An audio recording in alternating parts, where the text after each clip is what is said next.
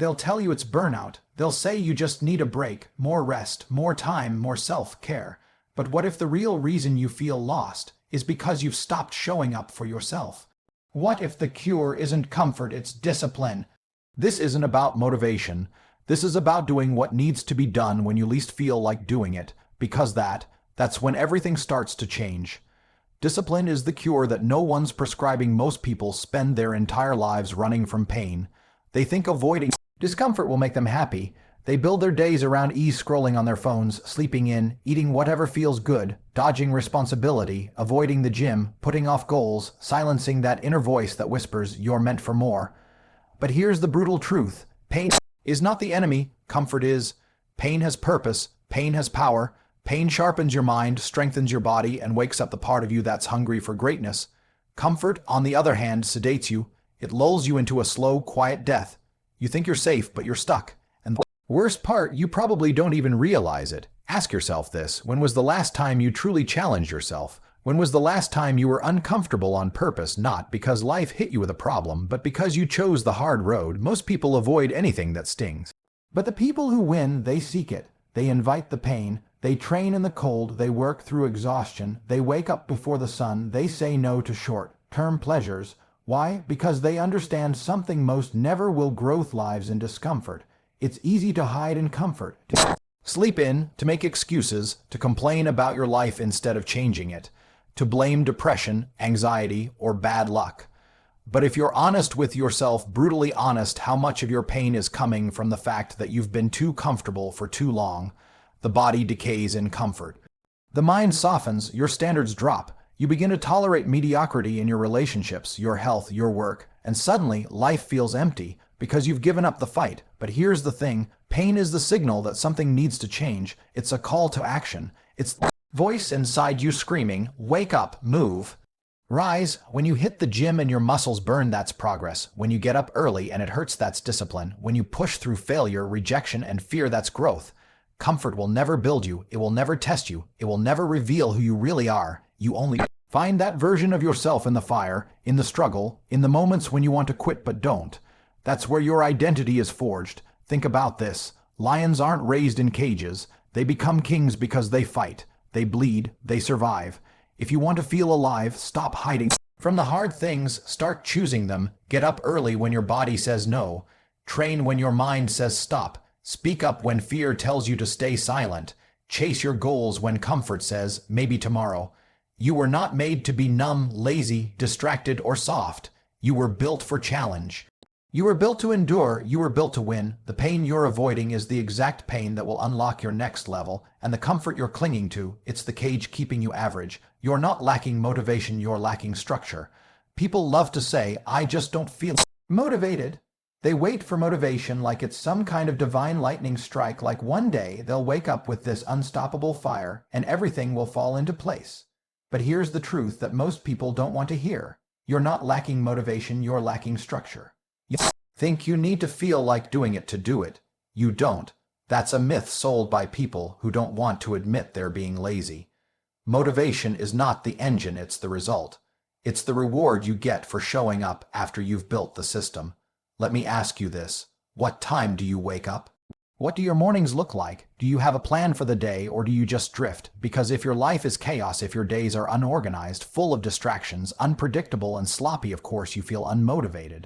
Of course you feel stuck. Motivation doesn't survive in chaos. It survives in clarity. You don't need more inspiration, you need a damn blueprint. You need a system that doesn't ask how you feel, it tells you what to do. Discipline is what builds momentum. Structure is what builds clarity. And momentum and clarity, they breed motivation. Motivation isn't what gets you out of bed at 5 a.m. The alarm clock, the plan, the non-negotiable commitment to your mission, that's what gets you up. You make that your standard, and suddenly you don't need to feel inspired.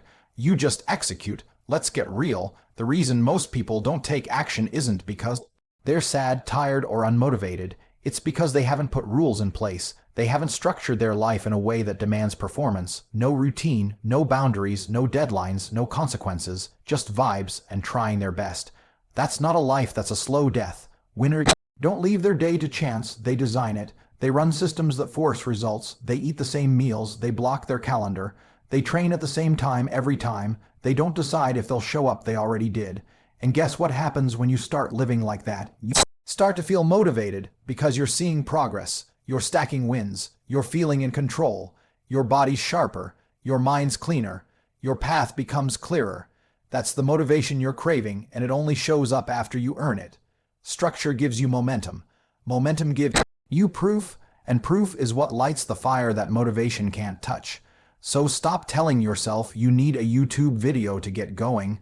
Stop scrolling for that one quote that'll change everything. It won't. What will change everything is structure, wake-up time, daily non-negotiables, focus, work blocks, scheduled workouts, no maybe, just done. That's how you stop relying on feelings and start building results. Because feelings lie, discipline doesn't. Structure doesn't care about how tired you are. Structure doesn't let you negotiate with laziness. It holds you accountable to something bigger than emotion, standards. You don't need a spark. You need a plan, and once you've got it, you follow it relentlessly, no matter the mood, no matter the weather, no matter the excuse. Most people walk around thinking they have a motivation problem. They tell themselves they just need to feel it before they can get started, that once the right mood hits, once the stars align, once they hear the perfect speech or read the right quote, they'll finally have the energy to chase their goals. But that feeling never seems to come, does it? Days go by, weeks pass, and they're still stuck in the same cycle of overthinking, procrastinating, and underachieving. The problem isn't motivation, it never was. The problem is structure or the lack of it. Motivation is fleeting by nature. It comes and goes like the weather. One day you feel inspired, and the next day you feel like doing nothing. If your progress depends on waiting for motivation to show up, you're already setting yourself up to fail. The people who seem highly motivated all the time aren't special. They're not superhuman. They're just disciplined, and discipline is born from structure, from a system that removes guesswork and builds consistency. If you had clear structure in your life, a schedule, a routine, a mission, you wouldn't be waiting for motivation. You'd already be moving. Structure is what eliminates decision fatigue. It takes the emotion out of productivity. When you wake up at the same time every day, train at the same time, eat the same meals, and follow a clear process, your mind becomes sharper. You don't waste time wondering what to do next. You just execute. Most people don't realize how much energy they burn just trying to figure out what the day is supposed to look like. They wake up with no plan, they check their phones, and they react to whatever pops up first. No direction, no priorities, just noise. And in that kind of chaos, motivation doesn't stand a chance.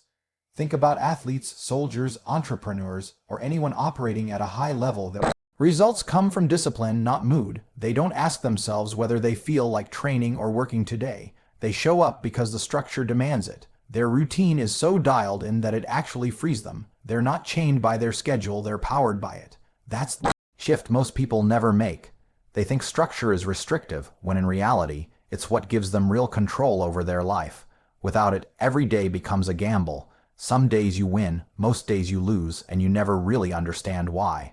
When people say they feel unmotivated, what they're often really feeling is overwhelmed. They don't know where to start. They don't have systems in place to support their goals. Their habits are scattered, their attention is pulled in 100 directions, and their time is constantly wasted on meaningless distractions. It's not that they don't care, it's that they don't have a framework to translate that care into consistent action. And without action, everything just feels heavy. That's when self-doubt creeps in. That's when people start thinking maybe they're just lazy or broken, but they're not. They just haven't put structure in place to support who they want to become. Motivation doesn't build momentum, action does, and action is easiest when it's built into your day, like brushing your teeth, automatic, non-negotiable, simple. The more structured your day, the less you have to think, and the more you can focus on executing. That creates momentum, and momentum gives you results. Once results start showing up, even small ones, motivation begins to grow. But by then, you don't even need it anymore. You've already built the machine, and the machine runs with or without motivation. That's the secret hype. Performers live by structure first, motivation second. Your mind is not broken, it's starving. Starving for clarity, for purpose, for challenge, for direction. And the one thing it craves more than anything else, more than comfort, more than reassurance, more than even happiness, is action. When your mind is idle, it starts to eat itself alive. Doubt creeps in. Fear takes over. The weight of everything you're not doing starts to press down on you like a fog you can't escape. That's where depression thrives, not in movement, but in stillness. It breeds in inaction, in delay, in endless cycle of overthinking and hesitation. When you sit still for too long, your mind turns against you. It replays failures. It imagines the worst. It convinces you that you're too late, too tired, too far behind.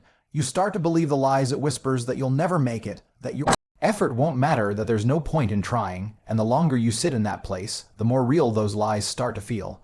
That's what stillness does. It magnifies your fears and shrinks your belief. It traps you in your own head, and that's the most dangerous place to be when you're already feeling lost. But the cure isn't thinking your way out. You won't analyze yourself into a better life. You won't heal by scrolling, by wishing, by waiting for a better mood. You heal by moving. You kill doubt with action. You kill anxiety by giving your brain a task, something real, something physical, something with resistance. Movement is medicine, not just for your body, but for your mind. Every step, every rep, every minute spent doing instead of thinking is a brick laid on the path back to clarity. You don't need to run a marathon on day one. You don't need to write a book or build a business in a weekend. You just need to move, get up, walk, clean your space, make your bed, do push-ups, open your journal, make a list, move your hands, move your body, do anything but sit still and spiral. Because once you start moving, even just a little, the fog begins to lift. Your brain starts to engage, your breath slows, your focus sharpens. You remember that you are in control, that you're not a prisoner to your emotions, that you can do something about how you feel. This is the part people miss when they talk about depression. They focus on how to cope with it, not how to fight it, but when your mind is starving, coping won't fill it. Only action will. Your brain is built to solve problems, to create, to pursue, to chase meaning. When you deprive it of challenge, when you strip it of structure, it turns on itself. That's why boredom turns to burnout. That's why avoiding everything only makes it worse. You don't need more comfort. You need a mission. Give yourself a task, not tomorrow, not next week, but right now. Set a timer. Do the thing you've been putting off. Take the first tiny step. And when it's done, take another. Let action stack on action. Until you build momentum, that momentum is what rewires your brain. It teaches your mind a new pattern, not one of fear and avoidance, but one of power and movement. You start to feel capable again because you are. You just forgot. Not because you're weak, but because you stopped feeding your mind the one thing it truly needs, effort. You don't have to know what the future holds. You don't have to feel like doing it. You just have to start. Movement creates clarity. Progress creates belief, and belief, that's what pulls you out of the dark. You've been lied to. Healing isn't passive. It's not something that just happens to you while you sit and wait. It's not a magical moment where everything clicks and the pain disappears. That story, the one that says you'll eventually feel better if you just rest enough, isolate yourself long enough, or wait patiently for the fog to lift. It's comforting, but it's false. Healing is work. Real, uncomfortable, gritty work. It doesn't come through waiting. It comes through movement, through discipline, through action, even when you feel like doing nothing at all. We've been told to take it easy, to take a break, to be kind to ourselves, and while kindness matters, too often it's used as a mask for avoidance. Healing is not about escaping pain, it's about facing it head on. You have to get up and confront the chaos. You have to take responsibility for your energy, your environment, and your effort. Waiting for motivation, waiting for someone to save you, waiting for your emotions to magically realign, that's how people stay stuck for years. The world tells you to rest, but rest without purpose just becomes stagnation. And in stagnation, the mind rots. Real healing is messy, it's active. You don't heal by staying in bed every day. You don't heal by numbing out with screens and junk food and distractions. You don't heal by telling yourself it's okay to feel this way forever. You heal by fighting back. You heal by doing what your emotions are screaming for you to avoid. You get up early. You move your body. You create order. You build small wins. You reconnect with purpose, even when everything inside you says stay still. That's the hardest part, but it's also the breakthrough. You don't wait until you feel better to start doing better. You start doing better, and that's what helps you feel better. Action comes first. The feelings follow. The body leads the mind, and every little action you take, brushing your teeth, making your bed, stepping outside, drinking water, moving your body, is a declaration that you are not giving up. Those are not small things. Those are acts of war against everything trying to pull you under. Healing is not this gentle, peaceful thing it's made out to be. It's a battle. It requires resistance. It demands effort. You have to show up for yourself day after day, even when no one's watching, even when it feels like nothing's changing, because Eventually, something does change, not all at once, but piece by piece. You start to rebuild your self-respect. You begin to trust yourself again. You realize that you're capable of climbing out of the hole you're in, not because someone pulled you up, but because you started climbing. There's a lie in the way healing is portrayed today. It's sold as soft and slow, as a passive process of just allowing. But what you allow, you reinforce. When you allow the depression to dictate your schedule, you reinforce its control. When you allow anxiety to decide what you avoid, you feed it. Healing is not about surrendering to your state, it's about reclaiming your power from it. It's about waking up and saying, "This isn't how my story ends," and then doing something, anything to move the needle in the right direction. No one can hand you healing. No one can do the reps for you. Set the alarm for you or carry the weight of your pain. That's on you, and that's not meant to discourage you, it's meant to free you. Because if healing is something you do, not something you wait for, that means you can begin right now. You can move, build, fight, and rise even when you're tired. Even when it hurts, especially when it hurts. Victimhood is one of the most seductive traps you'll ever encounter. It whispers to you that nothing is your fault, that life just did you wrong, that you're unlucky, misunderstood, and treated unfairly. It tells you to stay where you are, to feel sorry for yourself, to wait for someone else to fix your problems. And if you're not careful, you start to believe it. Because there's a strange comfort in thinking it's all out of your control. It removes responsibility. It takes the pressure off. You don't have to act, because it's not your fault. But here's the truth most won't say out loud. Victimhood is addictive, and if you don't fight it, it will consume your identity. It starts subtly: a few bad breaks, a betrayal, a failure that shakes your confidence. You tell yourself you're just being honest about how hard life is. And yes, life is hard, but pain doesn't automatically make you a victim. What makes you a victim is the choice to stay powerless. It's the mindset that says, "This happened to me, so I'm done trying." And the more you live in that place, the harder it is to leave, because victimhood gives you something. Attention, sympathy, a reason not to take risks. But it also takes everything that matters: your drive, your strength, your ability to change. There's a fine line between acknowledging your pain and letting it define you. One empowers you, the other enslaves you. You are allowed to hurt. You are allowed to grieve, but you are not allowed to give up on yourself. You are not allowed to surrender your potential just because things didn't go your way. The world doesn't owe you healing. It doesn't owe you understanding. What it does give you, if you're willing to fight for it, is a second chance. But only if you stop identifying with the struggle and start identifying with the fight. The scary part about victimhood is how easily it becomes part of your personality. It shapes how you talk, how you think, how you carry yourself. You start seeing every setback as proof that life is against you. You sabotage opportunities because deep down you don't believe you deserve them. You push people away before they can hurt you and then complain about being alone. You use your pain as a shield to protect you from responsibility, but that shield eventually becomes a cage, and the longer you stay in it, the more familiar it feels. That familiarity becomes comfort, and comfort kills growth. To escape victimhood, you have to reclaim your agency. That means taking ownership, brutal, unfiltered ownership of your life, not just the good, but the bad, not just your strengths, but your weaknesses. That doesn't mean blaming yourself for everything that's happened. It means accepting that you are now the one responsible for what happens next. You can't change the past, but you can choose how to respond to it, and that choice is everything. Fighting victimhood means doing the hard things. It means getting up when it would be easier to stay down. It means setting goals even when you're scared to fail. It means holding yourself to a higher standard than the one your emotions want to set. It means facing reality, not the version that feels good, but the one that demands growth. You stop saying, "Why me?" and start asking, "What now?" You stop looking for people to save you and become the person who saves yourself. There's power in that shift, raw, untouchable power, the kind that can't be taken away by circumstances, opinions, or setbacks. Because once you stop seeing yourself as a victim, you stop waiting for permission to change, and when that happens, you become dangerous to everything that ever tried to break you. Discipline is the cure that no one's prescribing. You hear all the time about therapy, medication, journaling, mindfulness, and yes, all of those can play a role in healing and growth. But the one tool that gets ignored the most, the one that could transform more lives than anything else if it were actually practiced, is discipline. Not punishment, not rigidity, but the consistent daily decision to do what needs to be done regardless of how you feel about it in the moment. That's the kind of Medicine nobody talks about because it doesn't sell as easily and it doesn't come with instant gratification, but it works and it works fast. We've been conditioned to believe that feelings come first, that you need to feel ready, feel inspired, feel mentally okay before you act.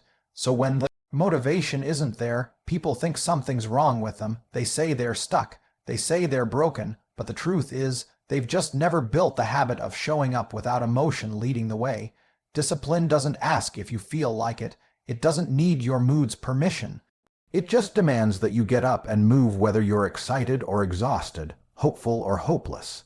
And that's where the real change begins.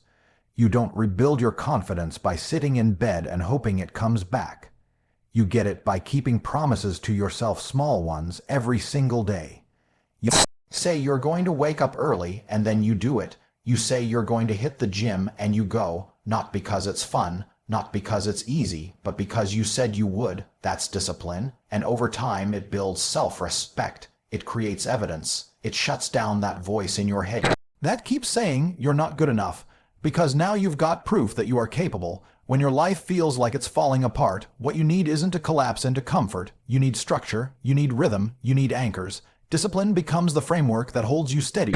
When everything else is chaos, it grounds you. You wake up and know what to do. You don't negotiate with your emotions. You follow the plan, you follow the routine, and slowly things begin to shift. Your body gets stronger, your mind gets clearer, your days start stacking with small wins. That's when hope returns, not because something external changed, but because you changed. The world pushes quick fixes. It tells you to take the edge off with distractions, endless scrolling, cheap dopamine, validation from strangers, another nap, another excuse. But none of that cures the root. None of that makes you stronger. None of that gives you control. What gives you control is knowing that no matter how you feel, you're going to show up, you're going to move your body, you're going to eat clean, you're going to push yourself mentally, you're going to create order where there was once only disorder, and you're going to do it again tomorrow. Discipline is underrated because it's unglamorous. It's not loud or dramatic. It's not something people post about because it's built in silence. It's the early morning alarms, the quiet reps, the uncelebrated choices that over time build an entirely new life. It's what separates those who want to get better from those who actually do. You don't need more inspiration, you need action. You don't need another reason to change, you need a system that doesn't care whether or not you feel like it. The truth is, you already know what to do. Most people do. They just haven't trained themselves to do it without being in the mood. That's the missing piece. That's the medicine. And it's been in your hands the whole time. No applause, no spotlight, just you and the work. Every rep, every early morning, every time you chose to keep going. That's the medicine. That's the healing. And it's been inside you the whole time. Discipline is the cure. Now go take your dose.